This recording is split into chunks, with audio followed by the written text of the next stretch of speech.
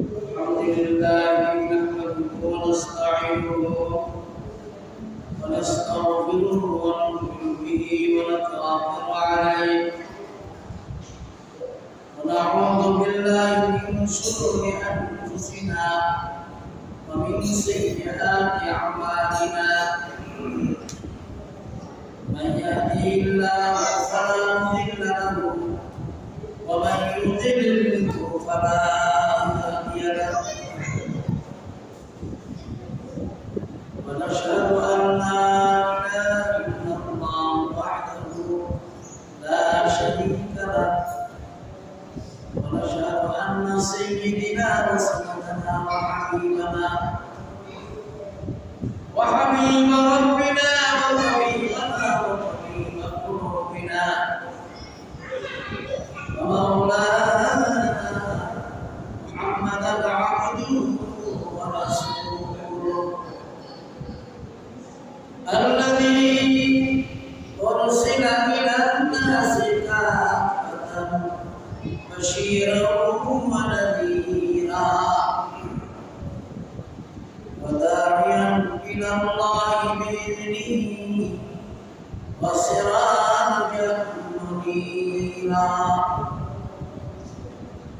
وقد قال الله تعالى في كلامه المجيد وفي فرقانه الحميد أعوذ بالله من الشيطان الرجيم بسم الله الرحمن الرحيم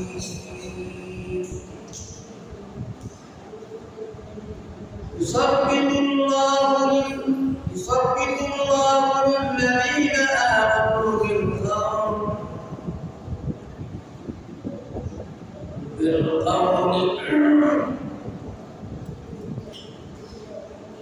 يثبت الله الذين آمنوا بالقول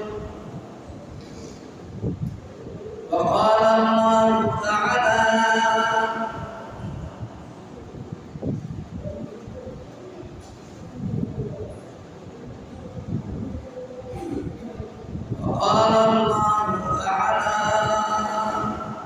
كل نفس ذائقة الموت ثم إلينا ترجعون وقال النبي عليه الصلاة والسلام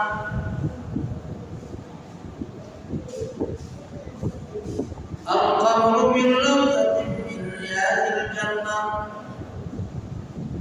أو حفرة حفر النار أو كما قال النبي عليه الصلاة والسلام اللهم صل على محمد وعلى آل محمد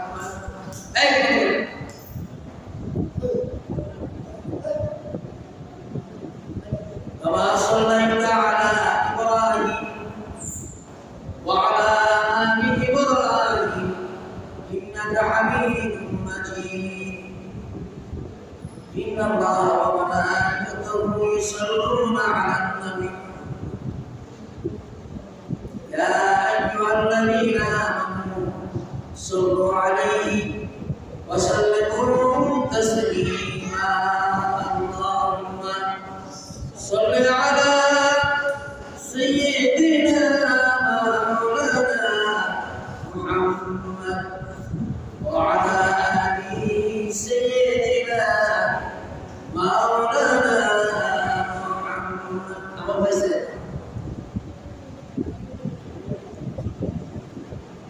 خلقنا بكماله فشر الدجى بجماله حسنت جميع خصاله صلوا عليه وآله اللهم صل وسلم وبارك عليه الحمد لله ورب العالمين তিনি আমাদেরকে পবিত্র জুমার দিনে মসজিদে আসা বসা নামাজ পড়া সুযোগ প্রদান করেছেন এই জন্য শুকরিয়া আদায় করি আলহামদুলিল্লাহ। গত জুমার যে আয়াত যে হাদিস যে বিষয় ছিল এই তোমার এই আয়াত মানে হাদিস না বিষয় আপনাদের আমার দিকে তাকায় বাইরে কথা আসবে বাচ্চাদেরকে চুপ করে বসে থাকতে দিন মরণের আগে করো ইহকাল পরকাল সম্পর্কে আয়াতের মধ্যে আল্লাহ পাক ওয়াজ করছেন তারপর বান্দারা কি করবে পৃথিবীতে আয়েশা এটা আল্লাহ পাক ভালো জানেন কদিন থাকবে কি খাবে কি কথা বলবে তার অন্তরে কি সব কিছু জানি কি জানে না তোর জানি কি জানে না জানলে আমার পাইছা আমি যখন মিম্বরে বসি তখন নামাজ পড়া যাবে না এই কথাটা আমি 24 বছর ধরে বলতেছি আমার প্রত্যেকটা রেকর্ড দেখেন কি মানলে কি আমল করলে এটা বিচার করে নামাজ পড়বেন যেই নামাজে আল্লাহ খুশি হয় আমি কথা বলতেছি আপনি নামাজ পড়লে তো হবে না ইজা কারাতাল ইমাম আলাল মিম্বারি লা সালাতা লা কালাম ইমাম সাহেব যখন মিম্বরের মধ্যে বসবে নামাজও ফরজ নিত না কথাও ফরজ নিত না যে আগে নামাজ ফরজ জানে আর কথা বলিব তাহলে চুপ করে বসে শুনতে হবে রাসূলের হাদিস খাইলাম আর ঘুমাইলাম আর সব কিছু বুঝলাম আমি আমার আসল জিনিস বুঝলাম না এটাই সব আল্লাহর আদালতে হাজিরা দিতে হবে চাইতে হবে আকাশের মধ্যে ঘুরি উড়াইছে আকাশের মধ্যে ঘুরি ঘুরা যতই ঘুরো ওই ঘুরি ঘুরি পারের কাছে ঘুরি পারের কাছে একসময় আসতে হবে ঠিক কিনা ঘুরি যদি কয় না আমি চাইতাম না তবে করি ঠিক তদ্রু মানুষ পৃথিবীতে আল্লাহ পাক পাঠাইছেন এই বিশাল পৃথিবী ভাইয়া যদি কয় যে আমার মরণ লাগতো না বাঁচতে বলি আল্লাহ রাব্বুল আলামিন নাকিব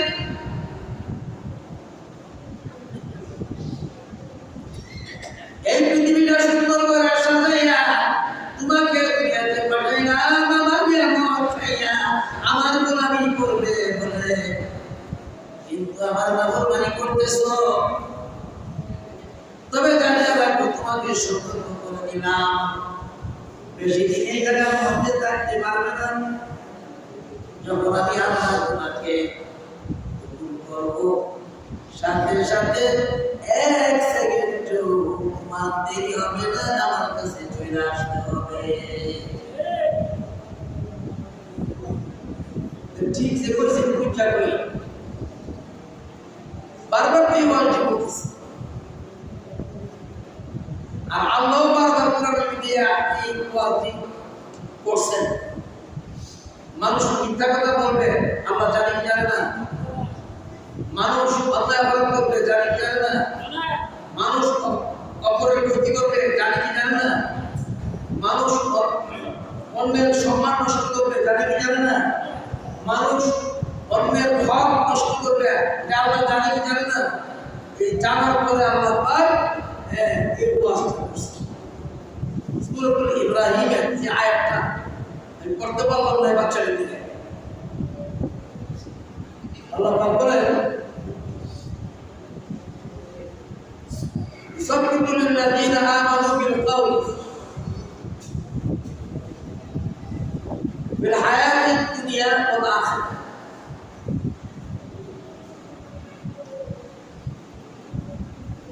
আল্লাহ রাব্বুল আলামিন একটা দুনিয়ার হায়াতের ভিতরে যদি তুমি আল্লাহর প্রতি বিশ্বাস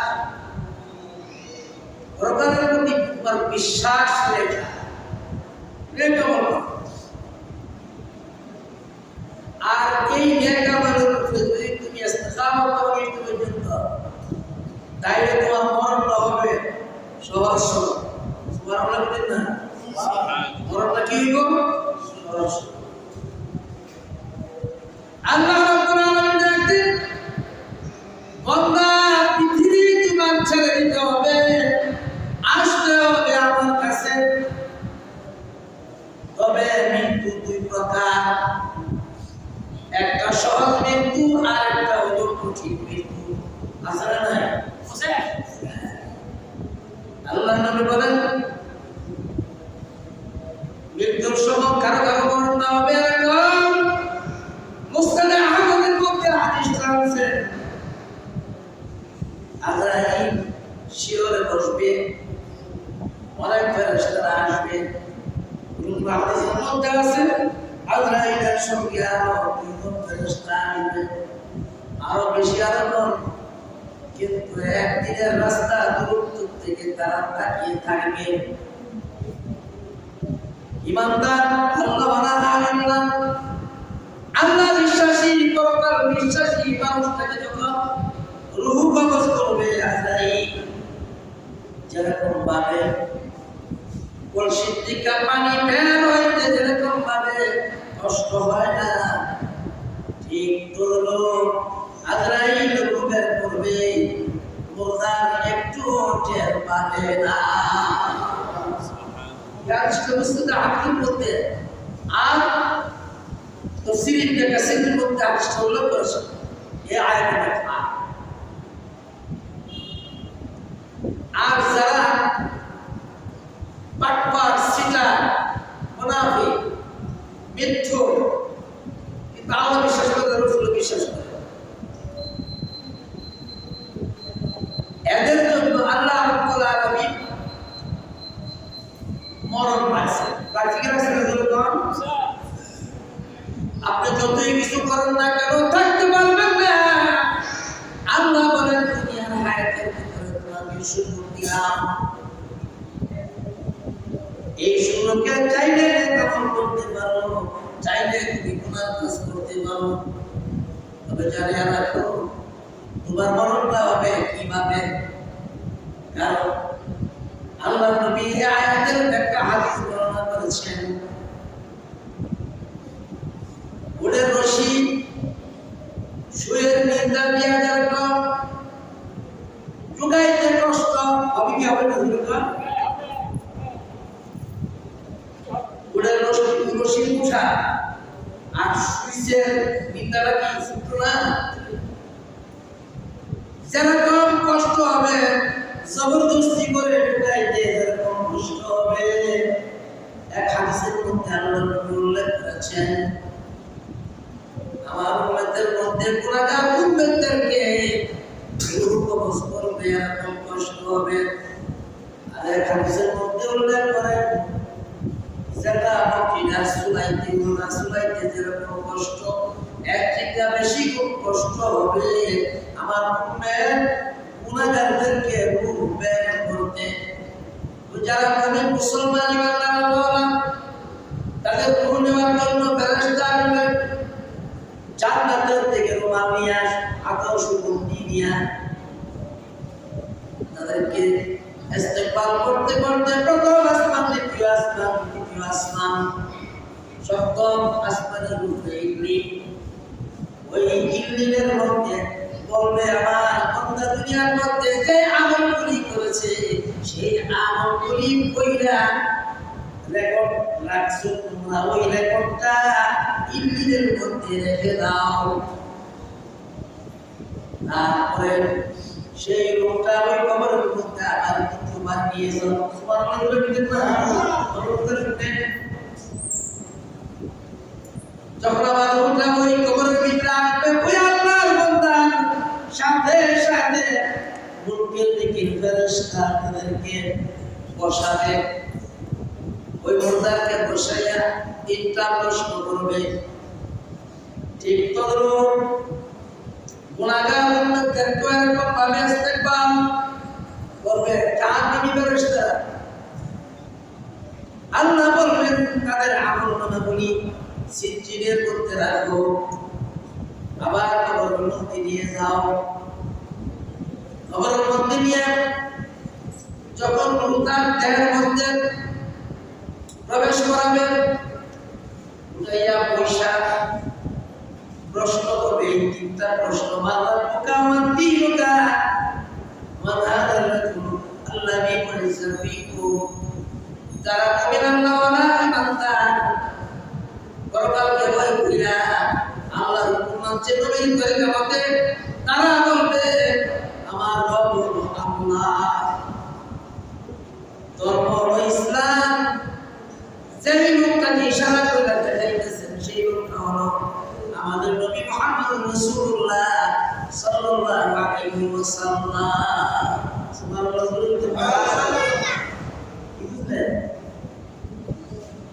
যারা আল্লাহর নবী বলেন আমার উম্মতের মধ্যে যারা গুনাহগার, পাটপাজি, যারা না করে গুনাহ করতে করতে একটুও দ্বিধাবোধ করে না, পরকালের চিন্তা করে না, কিন্তু আল্লাহ বিশ্বাস করে, রাসূল বিশ্বাস করে, ঠিক আসলে না এরকম তাদেরকে বসাবে, উনকে দেখি সওয়াল করবে, এই তিনটা প্রশ্ন করবে। তারা বলবে হাউলাদি হাউলাদি আহাদিনা আয়াদিনা।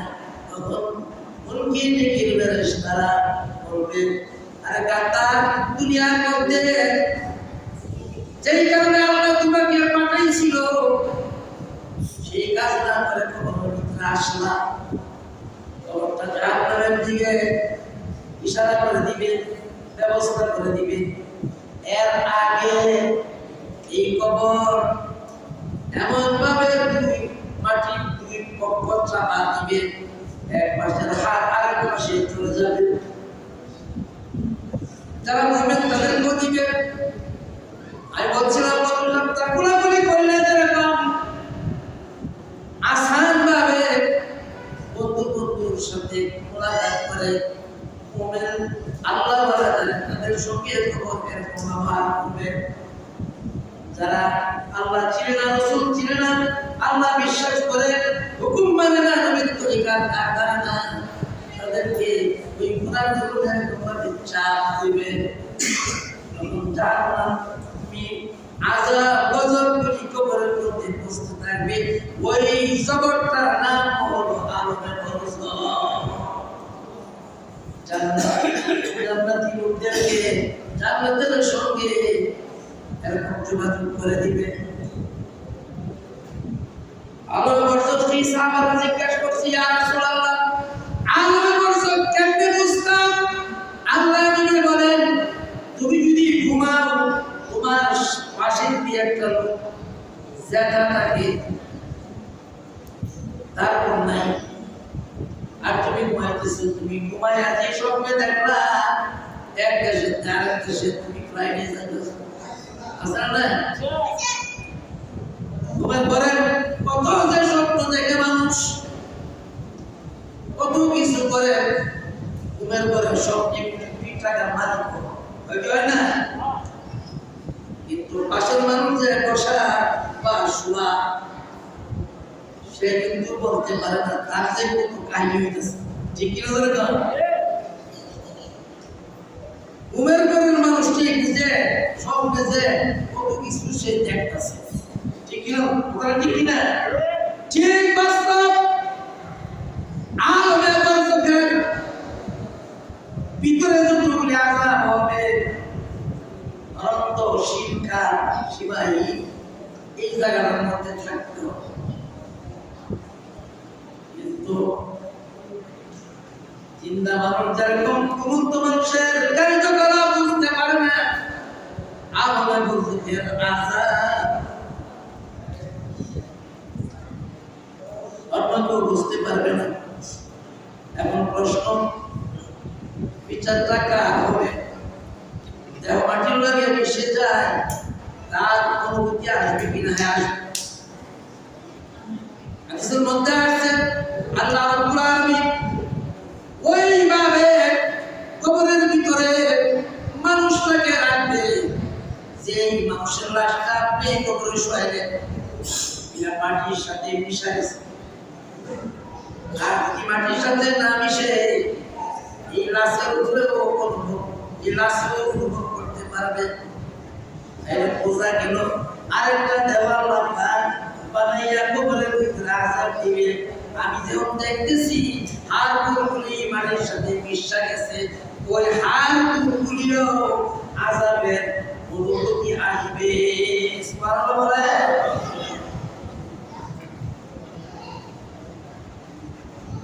আল্লাহ পারে কি পারে না? পারে কি পারে না? এখন যে প্রশ্ন অন্তরের মধ্যে থাকছে, উত্তর আসে কি আসে না? কম বাবার বাড়িতে সবাই দিয়েছেন বাবারে, 8 দিন পরে গিয়ে দেখছি 50 কোটি টাকা গেছে না বিচার পক্ষা কারণ চৌসা আছে দেখি না। এই আল্লাহ হাদিস বর্ণনা করে উত্তর দিচ্ছেন। আরেকটা দেহ আল্লাহ পাক বানাই দিবে, বলে রূহ মিন আমরি রাব্বি, রূহ যেখানে থাকবে দেহ একটা এরকম ভাবে তৈরি হবে, আর রূহটা হলো আল্লাহ পাকের হুকুম। সুতরাং আল্লাহ পাক এরকম ভাবে দিবে। আমি যে দেখতেছি আমার দেহটা করতে গেছে না, এটার ভিতরে যে রেজাগুলি আছে আরগুলি আছে, এটিও আযাব করবে, যে অনুভূতি তার আসবে। সুবহানাল্লাহ, অনুভূতি না তাইলে বোঝা গেল মাটির সাথে মিশে গেল আযাব মাফ নাই। ঠিক না? ধরে কম মাটির সাথে মিশে গেল আযাব মাফ নাই। সাগরে ভাসাই দিল আযাব মাফ নাই। হাওয়ার মধ্যে উড়াই দিল আযাব। এখন আসে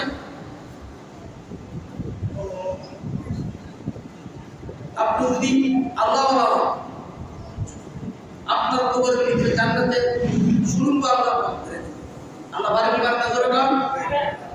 কোরআনের এই আয়াতের মধ্যে ব্যাখ্যা আল্লাহ রাব্বুল আলামিন নাইতে নবী আপনার উম্মতকে জানালেন, আপনার উম্মতের মধ্যে যারা আল্লাহ ওয়ালা আলমে বরজতের ভিতরে তাদের কোনো কষ্ট হবে না।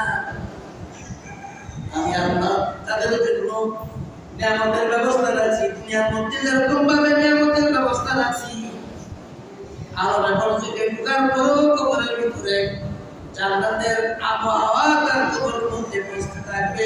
ওই মুহূর্তে ওই আপনার উম্মতের ওই রূহগুলা ঘুমায়া যাবে। সুবহানাল্লাহ করে কম এমন রূহ ঘুমাবে।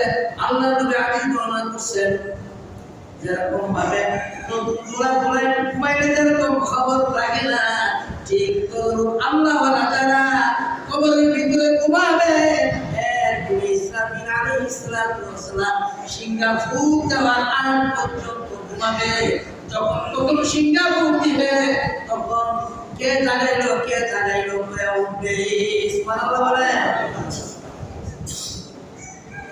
কয়টা সিংহা ফুঁক দিব এ ওয়ার্ডটা বলছি বুঝার জন্য বলছি। এক সিংহা ফুঁক দিয়া মারবো, আর সিংহা ফুঁক দিয়া আপনার সবাইকে জেলরা করবো, আর সিংহা ফুঁক দিয়া কবরতে মানুষ পুরাইবো। সিংহা ফুঁক দিব তিনটা, এই ওয়ার্ডটা বলছি। অনুমতি শুনবেন, আজকে পরে এই ওয়ার্ডটা আসবে। আল্লাহ পাক কি বলছেন? ইসাফিকুল্লাহুল্লাযীনা আমানু বিল কাওল ফিল হায়াতিদ দুনিয়া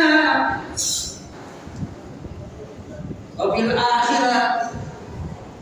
তোমার হায়াতের জিন্দেগির ভিতরে যদি আল্লাহর হুকুম ভিতরে জগতে মৃত্যু পর্যন্ত ইস্তেকামত থাকো, তাহলে কবরের ভিতরে শান্তির আশা করতে পারো। আর যদি পাটপাড়ি সিটারি, যদি মনের ভিতরে গুনাহ ধারণা, এমনকি তুমি আল্লাহকে বুঝো, আল্লাহকে জানো, চিনো, বুঝো, তারপরও নামাজের ডাক্তারে না, রোজার ডাক্তারে না, হজের ডাক্তারে না, আসলে নাই করে কম তো বললে আপনি আদর করো। এই মুসলমান তো দুনিয়া আছে, আসলে নাই করে কম। বেশিরভাগ ওই বর্তমানে মুসলমানের ভিতরে নাস্তিক আছে, তার নাম হলো আব্দুর রহমান নাস্তিক, আমি অবিশ্বাস করি। নাউজুবিল্লাহ করে কম পত্রিকা বইয়ে পাইবে।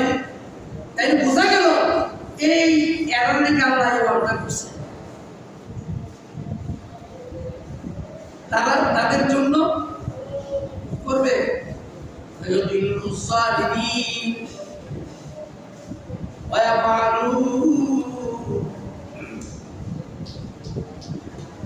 ويفعلوا بشيئا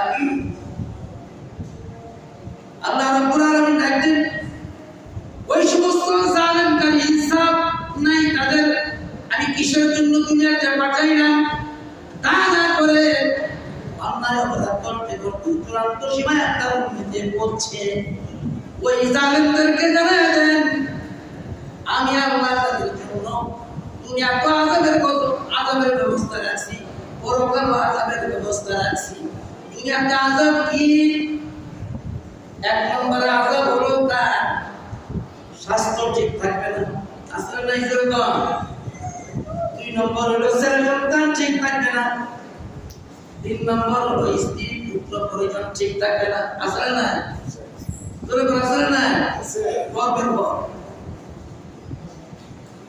চার নম্বর হলো আল্লাহ পাক রিজিক কমায় দিবে অভাব আর অভাব কোটিটা ইনকাম করে তার অভাব যায় না আসলে নাই এরপরে তার হায়াতের মধ্যে বরকত পাবে না রিজিকের মধ্যে বরকত পাবে না কোটি কোটি টাকা আসে কিন্তু দেখা যায় মাসের পরে 1 টাকাও থাকে না আসলে না বরকত নাই থাকবে না কার কথা আল্লাহর কথা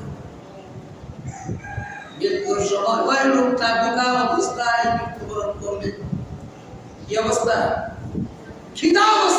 খিদাক্ত অবস্থা আল্লাহর নবীর কথা চিরন্তন সত্য আল্লাহর কথা চিরন্তন সত্য এর বোঝা গেল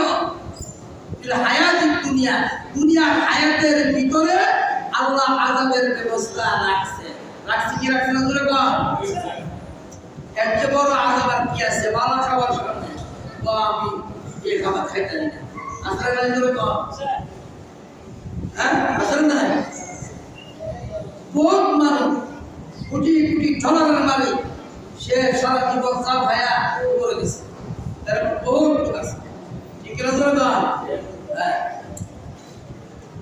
এই আযাব শুনছি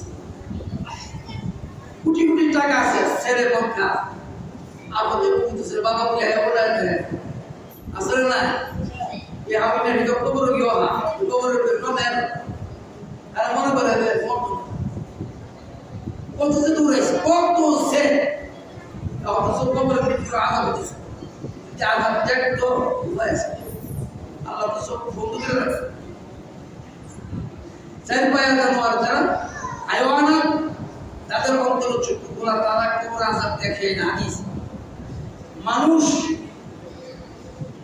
দুই চক্ষুওয়ালা বুঝজ্ঞান আছে এই জন্য আল্লাহ পাক অন্তর চক্ষু বন্ধ করে রাখছে যারা আল্লাহকে লাভ কইরা জিকির আস্তার কইরা যারা অন্তরের চক্ষু ফুটাইতে পারছে তারা আবার পুরা দেওয়া মুশাহাদার ভিতরে আযাব গজবগুলি দেখে এটা আরেকটা চক্র এই দুই বুঝেন যে এই দুনিয়ার হায়াতের ভিতরে আল্লাহ পাক আযাবেরও ব্যবস্থা রাখছে শান্তির ব্যবস্থা রাখছে হুজুর আলহামদুলিল্লাহ খুব শান্তিতে আছি আসলে না এরকম তার কোন চিন্তা ভাবনা নাই মামলা মহকুমা নাই দরবার নাই তার ছেলেরা পাঁচ ওয়াক্ত নামাজ পড়ে আল্লাহ আল্লাহ করে এবং তার স্ত্রীও তাহাজ্জুদ গুজারি এবং তার সন্তানও তাহাজ্জুদ গুজারি বাবারও আপনার উঠতে বইতে সালাম করে মারও উঠতে বইতে সালাম করে আসলে এরকম না তাহলে থাকবো না আর কিছু কুলাঙ্গের ছেলে মেয়েরা আছে বাবা বলা আসলে নাই আযাব দুনিয়াতে এই আযাব আল্লাহ রাব্বুল আলামিন ডাকতে হে নবী আপনি জানায় দেন আপনার উম্মতের ভিতরে তার হায়াতের মধ্যে এই আযাবের ব্যবস্থা কেমন রাখা হইল সূরাতুল ইব্রাহিমের তাফসীরের মধ্যে আছে আপনার উম্মতকে সতর্ক করে দেন তারা যেন দুনিয়ার আযাবে গ্রেফতার না হয় কিন্তু দুনিয়ার আযাবে ওই মানুষরা গ্রেফতার হবে যে আল্লাহকে বইলা নবীকে বইলা পরকালকে বইলা দুনিয়া কইরা ব্যস্ত কিন্তু দুনিয়া তাকে রাখতে বাইরে ছেড়ে দেয় আজরাইল ওই মুহূর্তে তার জান বের করে দেয় কোটি কোটি টাকার মালিক হওয়া সত্ত্বেও এক মুহূর্ত জমিনের উপরে থেকে রাখে না। ঠিক কি না? ভাই তো দূরের কথা, ঘরের ভিতরে তো দূরের কথা, স্বর্ণের পালঙ্ক তো দূরের কথা, আপনার টিকটিকি অবস্থায় আমার এরকম করছে, ওই ঘরের ভিতরে এক মুহূর্ত আপনাকে রাখতে রাজি না। ঠিক কি না?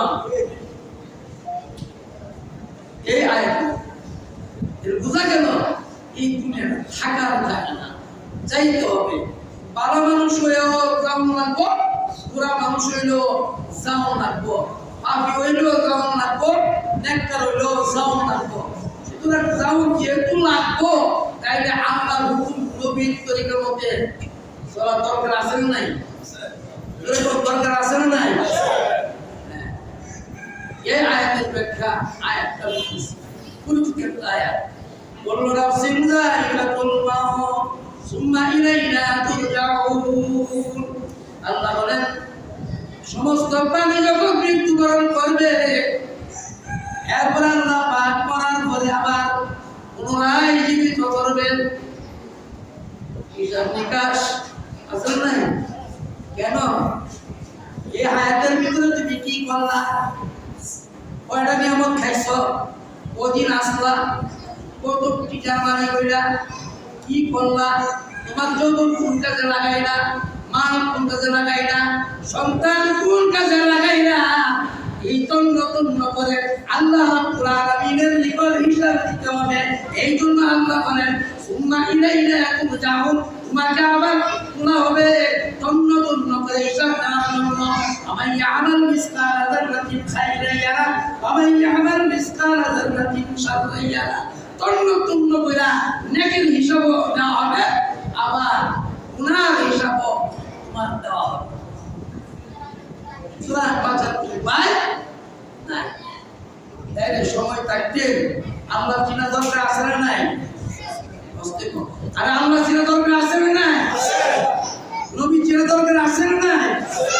এই আয়াতের ভিতরে যা কামাই করা, দুনিয়ার ভিতরে জীবন কষ্ট করে দুনিয়া কামাই করার ছেলে সন্তানকে দেওয়া হয়, যেরকম কষ্টের বিনিময়ে ঠিক তদ্রূপ পরকালে আসান পাইতে গেলে দুনিয়ার কষ্টের বিনিময়ে ইবাদতের মাধ্যমে আল্লাহ পাক জান্নাত নামক জায়গাটা আপনার আমার জন্য রাখছে।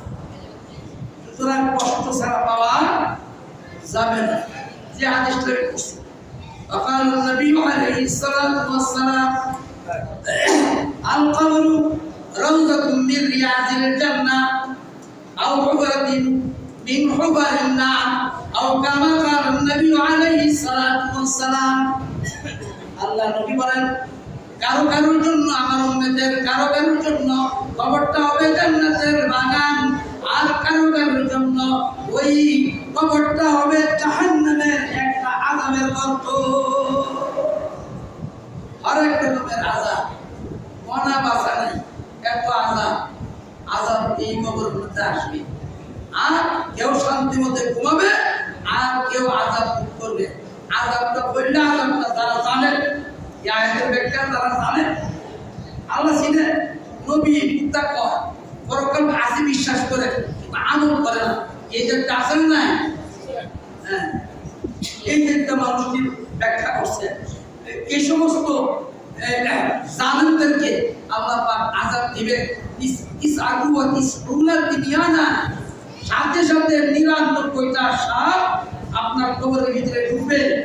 তাদের বেলাও ঢুকবে, আর কাফের মুশরিকদের বেলাও ঢুকবে। কাফের মুশরিকদের বেলা ঢুকলে যে অবস্থা হবে, আল্লাহু আকবার, আল্লাহু আকবার, আর সাহাবীরা কান্না শুরু করছেন। কিন্তু যারা নবী ছিলেন মানে মুক্তা, পরকাল মানে মুক্তা, আল্লাহ মানে মুক্তা, তাদের কবরের ভিতরে ঢুকবে ৯৯টা সাপ। একটা সাপের যদি শ্বাস ফলাইতো দুনিয়ার মধ্যে কিয়ামত পর্যন্ত কোনো গাছপালা সবুজ থাকতো না বলে, আর মাটি হবে তামা। এরকম বিষাক্ত দুই কামড় দিয়ে অবস্থাটা কি হবে? রাসূলের হাদিস বিশ্বাস করতে হবে। ইসমহু ওয়া ইসমুনা তিবিয়ানা, ইসমে নয়, আর ইসমহু শব্দের অর্থ হইল বিষ, তাইলে ৯ বিশে কত? আর ইয়া 80 হ্যাঁ 90 99 হিসাবে 99টা সাপ কিছু না 99টা তিনিয়ানা সাপ ভিতরে